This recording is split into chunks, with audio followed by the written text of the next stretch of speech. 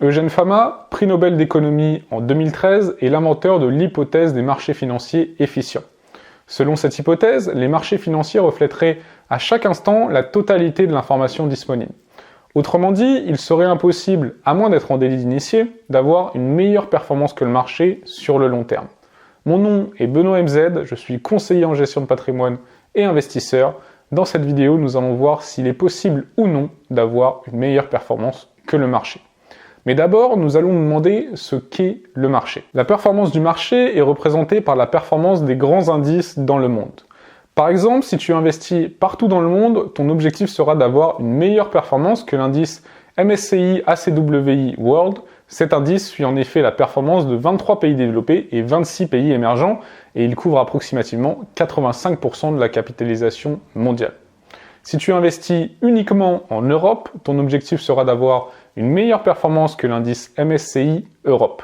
Cet indice investit dans 15 pays d'Europe et représente également approximativement 85% de la capitalisation européenne. Dernier exemple, si tu investis uniquement aux États-Unis, ton objectif sera d'avoir une meilleure performance que l'indice S&P 500. Cet indice représente plus de 80% de la capitalisation américaine et investit dans les 500 plus grandes entreprises américaines. Enfin, si tu investis dans un secteur, tu dois comparer ta performance à celle du secteur en question. Donc par exemple, si tu investis uniquement sur le secteur technologique, il faut que tu compares ta performance à celle du secteur technologique. Dans l'investissement, il y a une première catégorie d'investisseurs qui pensent qu'ils ne peuvent pas avoir une meilleure performance que le marché. Ils adoptent donc un mode de gestion passif en achetant des produits qui vont se contenter de suivre des indices diversifiés. Contre cette première catégorie, il y a une seconde catégorie d'investisseurs qui pensent qu'ils peuvent battre le marché. Pour ce faire, ils s'appuient sur différentes stratégies. Stratégie value, stratégie growth ou encore stratégie small cap. Prenons par exemple le cas de la stratégie growth. Si tu investis avec la stratégie growth, tu vas investir dans des sociétés qui croissent rapidement ainsi que dans des sociétés qui ont un fort potentiel de croissance. La stratégie growth a surperformé le marché depuis 2005. Entre août 2005 et août 2020, l'indice MSCI World a enregistré une performance de 201%, alors que l'indice qui se concentre uniquement sur les entreprises growth a enregistré une performance de 307%. Mais si nous prenons les chiffres depuis 1974, les entreprises growth ont sous-performé l'indice MSCI World. Nous observons un phénomène similaire pour les entreprises value. Avec la stratégie value, tu investis dans des entreprises qui semblent sous-évaluées par rapport à leur valeur intrinsèque. En règle générale, les entreprises qui répondent aux critères de la stratégie value ne répondent pas aux critères de la stratégie growth et inversement. La stratégie value a légèrement surperformé l'indice MSCI World depuis 1974. Mais depuis 2005, nous observons une sous-performance de la stratégie value. Alors que l'indice MSCI World a progressé de 201% depuis août 2005, les entreprises value n'ont progressé que de 116%. Enfin, une autre stratégie consiste à investir uniquement sur les petites capitalisations. Historiquement, cette stratégie a surperformé le marché au prix d'une volatilité plus importante. Cependant, depuis 10 ans, les petites capitalisations ont sous-performé les grandes capitalisations. Par exemple, voici une comparaison de l'indice Russell 2000 qui suit les petites capitalisations américaines et de l'indice S&P 500 qui suit, lui, les grandes capitalisations américaines depuis 2010. Sur ces 10 dernières années, les petites capitalisations ont progressé de 135%. Dans le même temps, les grandes capitalisations au travers du S&P 500 ont progressé de 191%. Pour résumer, en utilisant ces stratégies, il y a des périodes où tu vas surperformer le marché et des périodes où tu vas sous-performer le marché. Bien sûr, il est malheureusement impossible de savoir quand une stratégie va davantage performer que les autres. Mais beaucoup d'investisseurs vont me répondre qu'ils peuvent avoir une meilleure performance que le marché car ils utilisent une certaine approche, donc par exemple une approche growth, value ou small cap, et qu'ils sélectionnent les meilleures entreprises. Leur surperformance serait donc liée à leur habilité à choisir les meilleures entreprises. Les chiffres prouvent malheureusement le contraire. Une étude menée par BlackRock en 2015 montre que l'investisseur individuel échoue à choisir les entreprises qui vont surperformer.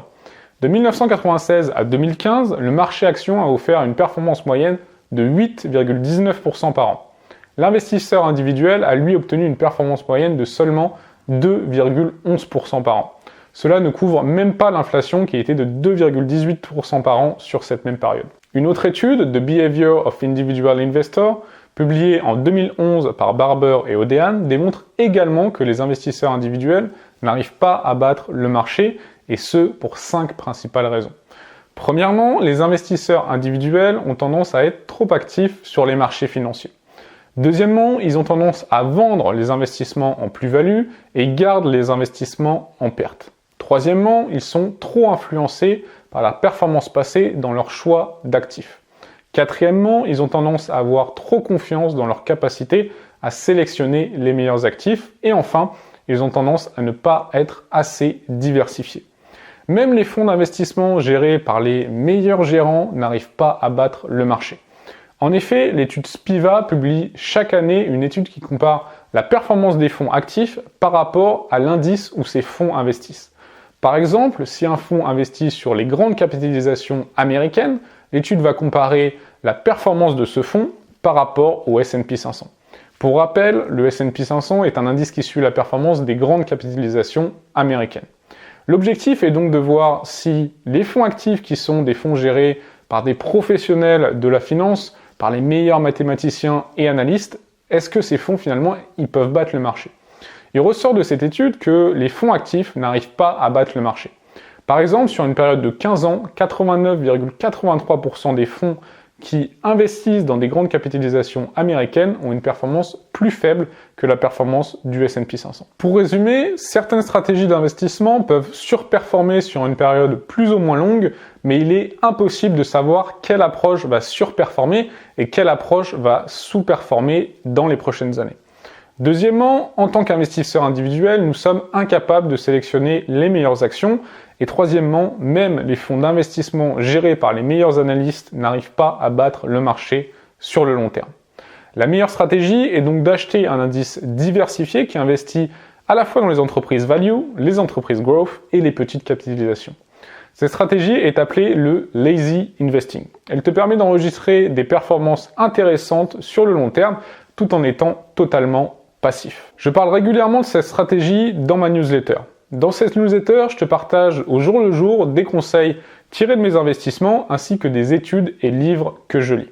Les mails que j'envoie sont publiés nulle part ailleurs, il n'y a aucun moyen de les retrouver si tu n'es pas abonné à ma newsletter.